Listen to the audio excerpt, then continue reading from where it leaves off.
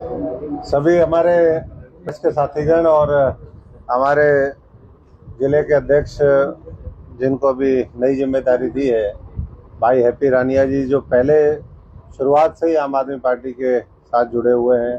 हमारे जींद के यहाँ पर पहुँचे अध्यक्ष भाई अजीत डांडा जी, सभी सामा साहब, हमारे भाई वीरेंद्र जी आइए, पंडित जी जांगड़ा साहब, कुलदीप जी, सभी साथी यहाँ पर आए हैं। मैं सभी साथियों का बहुत बहुत धन्यवादी हूँ। आज उन्होंने जो एक संगठन नया जिस तरीके से आम आदमी पार्टी ने बनाया है, नई जिम्मेदारियां दी हैं, उसको सेलिब्रेट करने के लिए भी और अपनी जिम्मेदारी और बखूबी किस तरीके से निभाएं, उस मकसद के साथ सभी साथी यहाँ पर इकट्ठे हुए हैं।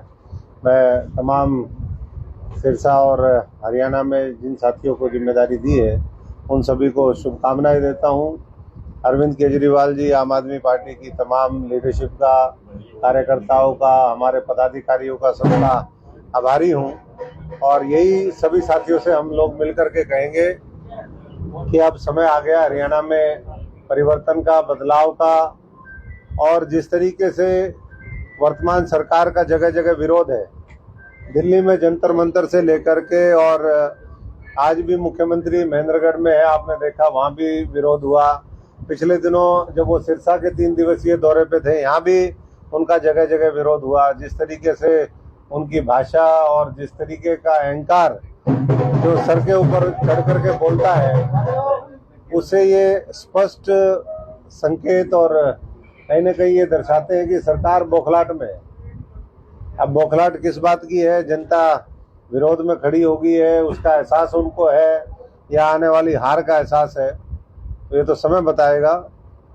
लेकिन आम आदमी पार्टी अगले कुछ दिनों में ही अपने संगठन के माध्यम से लोगों की आवाज़ उठाएगी। संगठन के माध्यम से अलग अलग जो कार्यक्रम चलाने का मामला है, लोगों को जिससे न्याय मिले, लोगों को अधिकार मिले।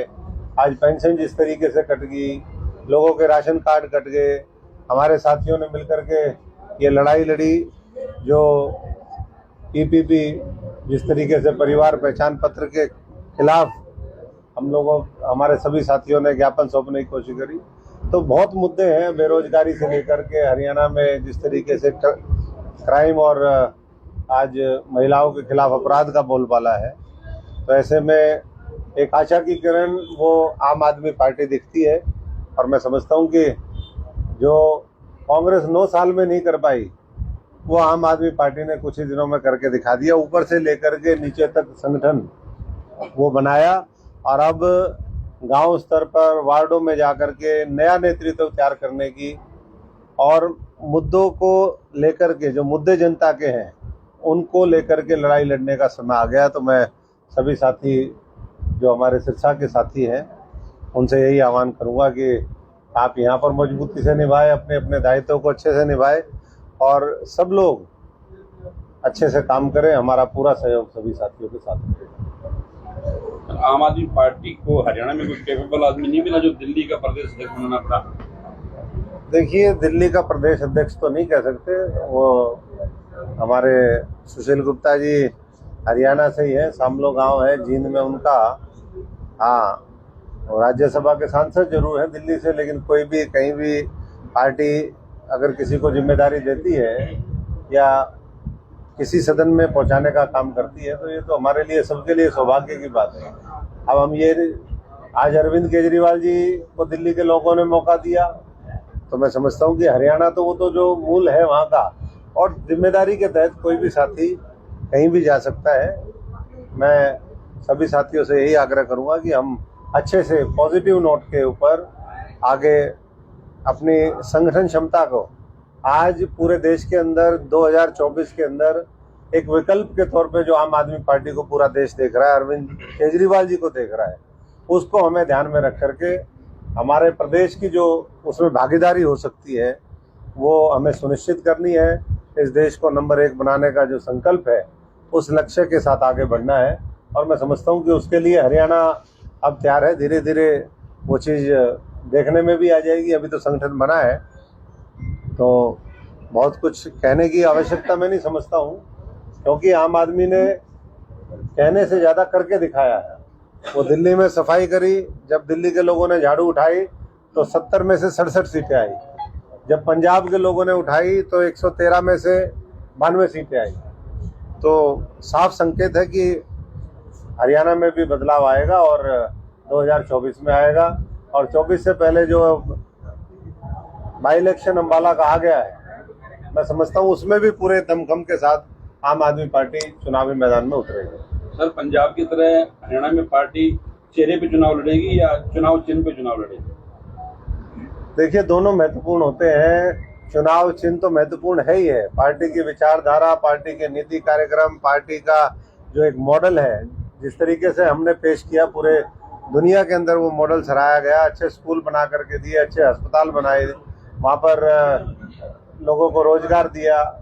उस बावजूद इसके कि हमारी सारी शक्तियाँ वो केंद्र सरकार ने एलजी के माध्यम से छीनने का काम किया। पिछले 8-9 वर्ष का आप इतिहास उठा करके देखो, उसके बावजूद भी बेहतरीन काम किए।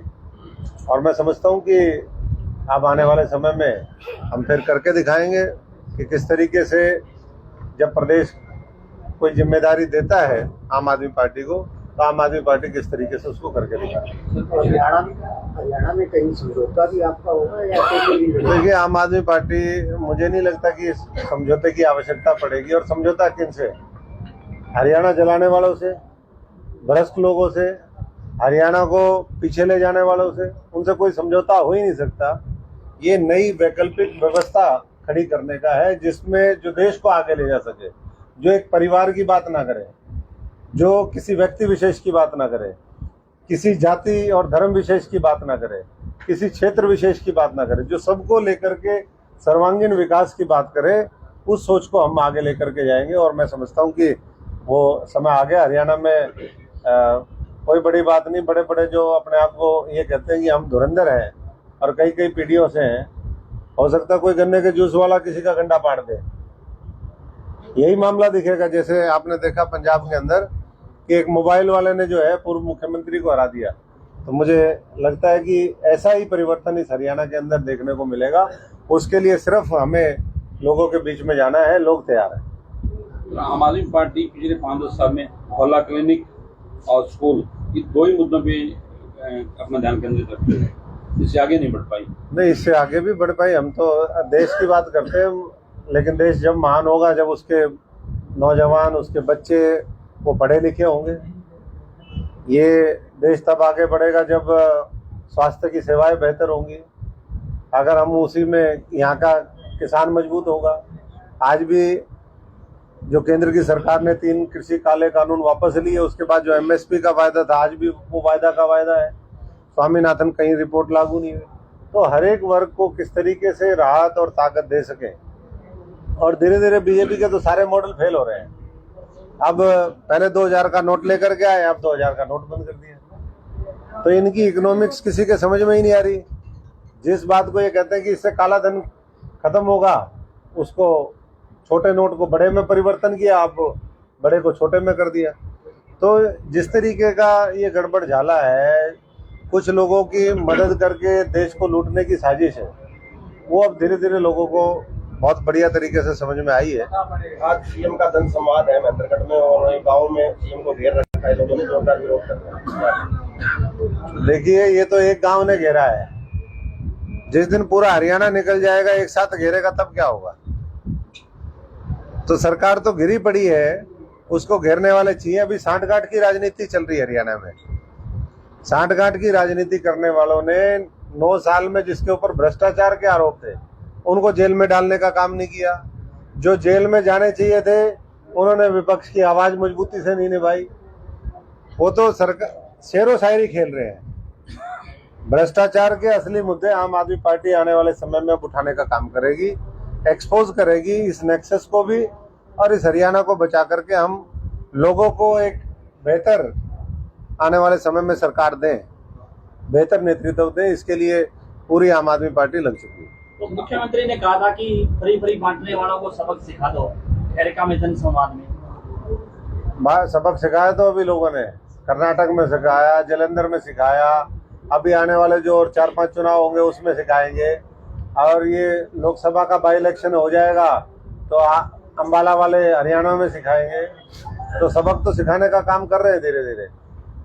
तो अम्बाला से में बाई इलेक्शन अम्बाला में पार्टी अगर आपको टिकट दे देखिए, वैसे तो ये पार्टी का विशेषाधिकार होता है। पार्टी की जो सर्वोच्च कमेटियां होती है, इलेक्शन कमेटी, आम आदमी पार्टी में पीएससी, उसका निर्णय होता है।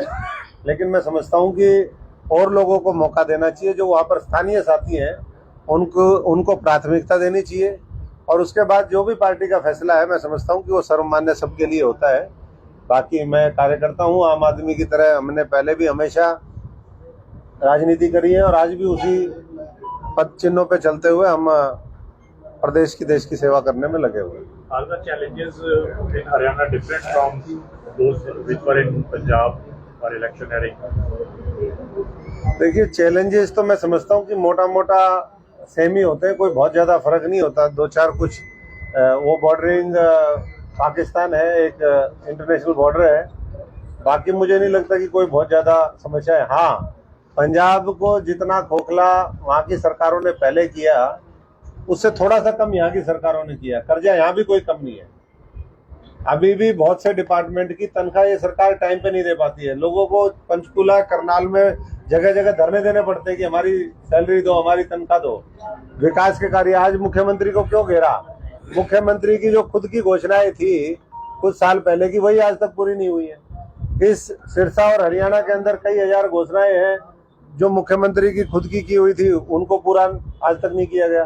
तो मैं समझता हूँ कि इन चीजों के ऊपर लोगों का रोष है। पहले आप चुनाव के समय में झूठे वायदे करते हो, बड़े बड़े वायदे करते हो, फिर वायदा खिलाफी करते हो और प्रदेश को लूट के खा जाते हो, तो जनता तो हिसाब मांगेगी।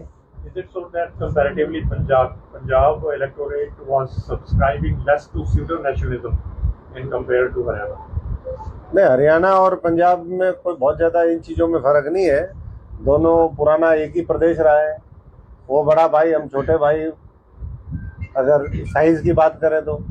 और मैं समझता हूँ कि हरियाणा के लोग भी बहुत मजबूत हैं।